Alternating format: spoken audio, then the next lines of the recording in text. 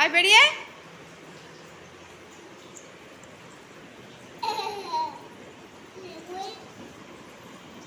কি পেরেছিস? পেনগুলো কুড়ো কুড়ো। বকবো আমি, পেনগুলো কুড়ো। আর একটা পেন কোথায়? কালকে তো দুটো ফেললি, সব ফেলেছিস এই ধারে। দেখ, তুলে রাখ।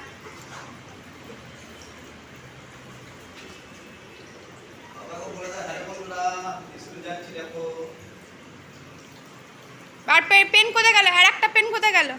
আর একটা পেন পড়ে নেই ওখানে? দাও, যা। আর একটা পেন।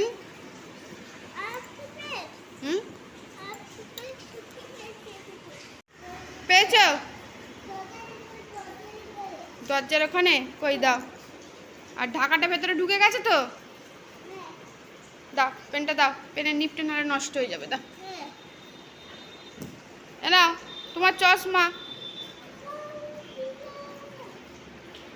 আজকে তুমি নিজে স্কুটি চালিয়ে চলে যাবে। এই যে তোমার জুতো পরিষ্কার হয়ে গেছে, চলে এসো। এসো এসো। ওই টিকটিকিটা এলো। ওইখান দিয়ে টিকটিকিগুলো কিন্তু এর তলাতেই থাকে। টিকটিকিগুলো এর তলাতেই থাকে।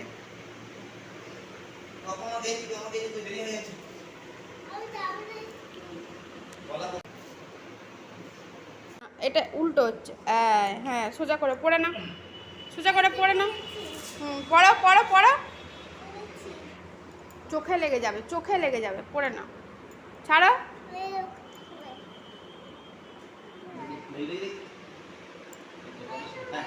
আবার আবার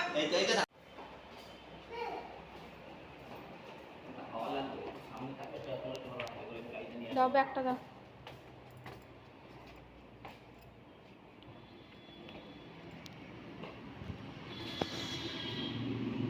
আবার কালকে দেখেছো কারেন্টে কি হয়েছে? এদিকে সরে এসো, সরে এসো।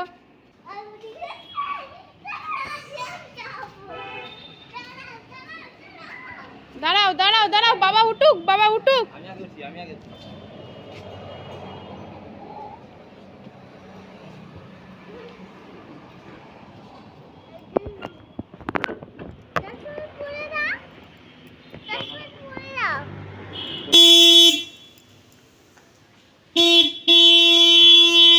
টাটা।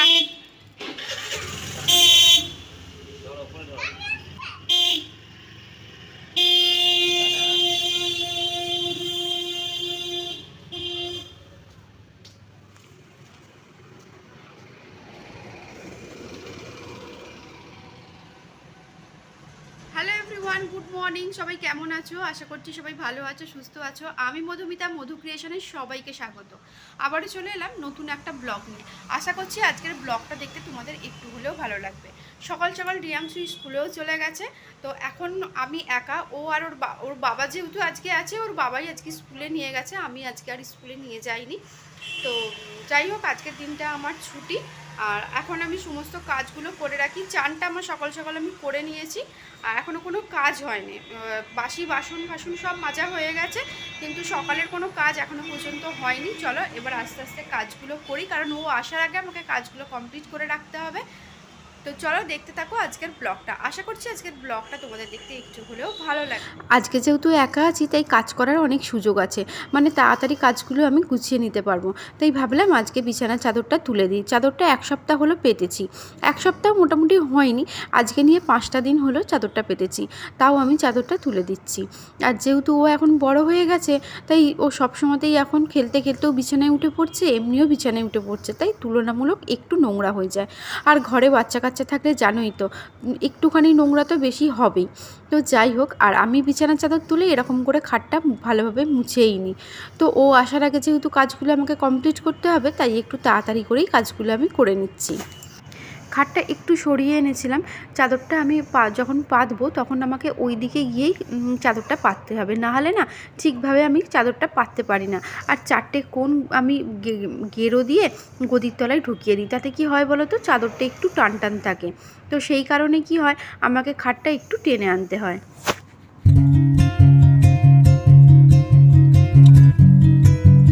অগোছালো ব্যাপারটা আবার রিয়াংশুর বাবা একদমই পছন্দ করে না। তাই ও যখন বাড়ির বাইরে থাকে আমি সেই মুহূর্তটা চেষ্টা করি ঘরদোরটা একদম পরিষ্কার পরিচ্ছন্ন করে রাখার। কারণ ও যখন বাড়িতে ঢুকবে তখন যেন আমার জায়গার জিনিস জায়গাতেই থাকে, একদম পরিষ্কার টিপটপ থাকে। তো সেই কারণেই আমি তাড়াহুড়ো করছি আরও কাজগুলো কমপ্লিট করে নেওয়ার জন্য। আর রিয়াংশু চলে এলে তো আর একটা কাজেও হাত দিতে পারবো না।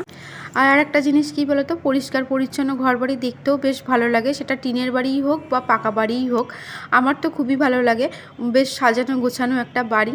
যদিও আমি আমার ফ্ল্যাট এখনও গুছিয়ে উঠতে পারিনি, কিন্তু আমার সত্যি কথা বলতে কী বলো তো, আমার ভীষণ শখ যে আমি এমন একটা বাড়ি করব যে বাড়িটা খুব সাজানো গোছানো থাকবে। সেটা ছোট্ট একটা বাড়ি হলেও আমার তাতেও শান্তি, কিন্তু খুব সাজানো গোছানো। কিন্তু সব স্বপ্ন তো সব সময় সবার পূরণ হয় না, তবুও চেষ্টা করব যেন আমি আমার স্বপ্নটা পূরণ করতে পারি। আর এই দেখো সোফাতে আমি এরকমভাবে এটা মানে চাদরটা পেতে রাখি, এর কারণ হচ্ছে রিয়াংশু। ও যা কিছু করবে সবই হচ্ছে এই সোফার ওপর।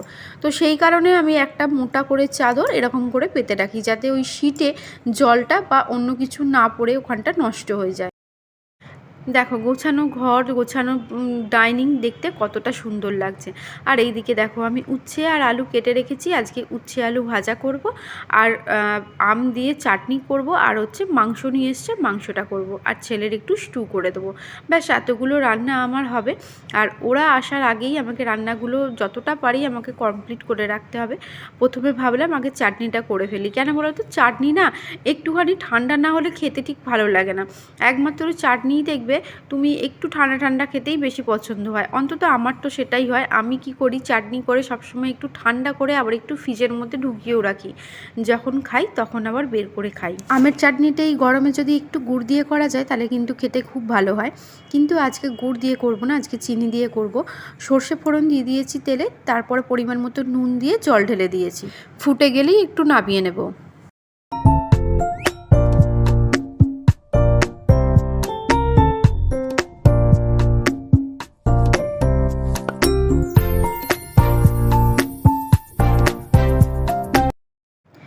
এদিকে ভাত হচ্ছে আর এদিকে মাংস কষে একদম জলও ঢেলে দিয়েছি, ব্যাস হয়ে যাওয়ার অপেক্ষায়।